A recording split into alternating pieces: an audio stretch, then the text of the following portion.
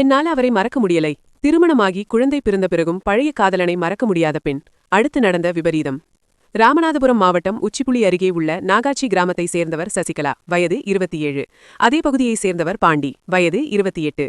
பாண்டி ராமேஸ்வரத்தில் சொந்தமாக டிராவல்ஸ் நடத்தி வந்தார். இவர்கள் இருவரும் நீண்ட காலமாக ஒருவரை ஒருவர் உயிருக்கு உயிராக காதலித்து வந்தனர்.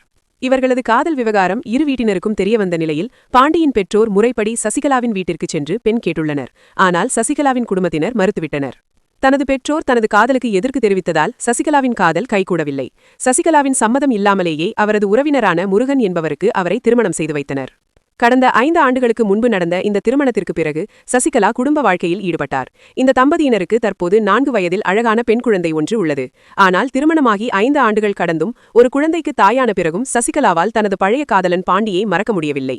கணவருடன் வாழ்ந்து வந்தாலும் சசிகலா மறைமுகமாக பாண்டியுடன் செல்போன் மூலம் தொடர்பில் இருந்து வந்துள்ளார். தனது மனதிற்கு பிடித்தமான வாழ்க்கையை வாழ முடியவில்லையே என்ற ஏக்கம் அவரிடம் நீடித்துக் கொண்டே இருந்தது. கடந்த மாதம் சசிகலாவின் கணவர் முருகன் பணி நிமித்தமாக சென்னைக்கு சென்றார். இந்த சந்தர்ப்பத்தை பயன்படுத்திக் கொண்ட சசிகலா தனது காதலன் பாண்டியுடன் வீட்டை விட்டு வெளியேறினார். இது அந்த பகுதியில் பெரும் பரபரப்பை ஏற்படுத்தியதுடன் சசிகலாவின் பெற்றோரை கடும் அதிர்ச்சியில் ஆழ்த்தியது. தனது மகள் காணாமல் போனது குறித்து சசிகலாவின் பெற்றோர் ராமநாதபுரம் அனைத்து மகளிர் காவல் நிலையத்தில் புகார் அளித்தனர். இதுகுறித்து தீவிர விசாரணை நடத்திய போலீசார் தலைமறைவாக இருந்த சசிகலாவையும் பாண்டியையும் கண்டுபிடித்து காவல் நிலையத்திற்கு அழைத்து வந்தனர். அங்கு இரு வீட்டினரையும் வரவழைத்து பேச்சுவார்த்தை நடத்தப்பட்டது. சசிகலாவுக்கு ஒரு குழந்தை இருப்பதையும் அவரது எதிர்காலத்தையும் கருத்தில் கொண்டு போலீசார் அவருக்கு பல அறிவுரைகளை வழங்கியதாக கூறப்படுகிறது. போலீசாரின் அறிவுரைக்கு பிறகு சசிகலா தனது தந்தை கண்ணனுடன் செல்ல சம்மதித்தார்.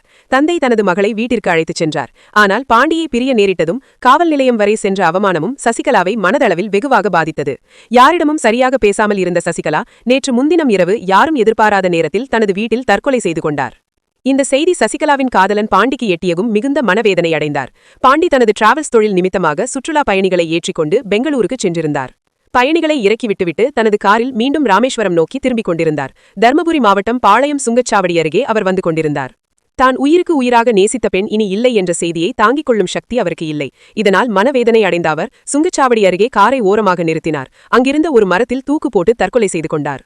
ஒரு காதல் ஜோடி இடையில் 5 ஆண்டுகள் பிரிந்திருந்தும் ஒருவரை ஒருவர் மறக்க முடியாமல் அடுத்தடுத்து உயிரை மாய்த்துக் கொண்ட சம்பவம் ராமேஸ்வரம் மற்றும் அதன் சுற்றுவட்டார பகுதிகளில் பெரும் சோகத்தை ஏற்படுத்தியுள்ளது. காதல் என்பது அழகானது, ஆனால் அது உயிரை பறிக்கும் விபரீதமாக மாறியிருப்பது வேதனை அளிப்பதாக சமூக ஆர்வலர்கள் கருத்து தெரிவித்து வருகின்றனர். சசிகலாவுக்கு இருக்கும் 4 வயது பெண் குழந்தையின் நிலைதான் தற்போது கேள்விக்குறியாக உள்ளது. தனது தாயின் இழப்பும் அதன் பின்னணியும் புரியாத அந்த சிறுமி திகைத்து நிற்பது காண்போரை நெகிழச் செய்கிறது. இந்த பிரச்சனையை சமூக ரீதியாக அணுகியிருக்கலாம் என பலரும் கூறி வருகின்றனர். காதல் விவகாரத்தில் பெற்றோர் காட்டும் கண்டிப்பும் பிள்ளைகள் எடுக்கும் பிடிவாதமான முடிவுகளும் எப்படி ஒரு பெரும் துயரத்தில் முடிகிறது என்பதற்கு இந்த சம்பவம் ஒரு சாட்சியாக அமைந்துள்ளது. இது பற்றிய உங்க கருத்து என்ன?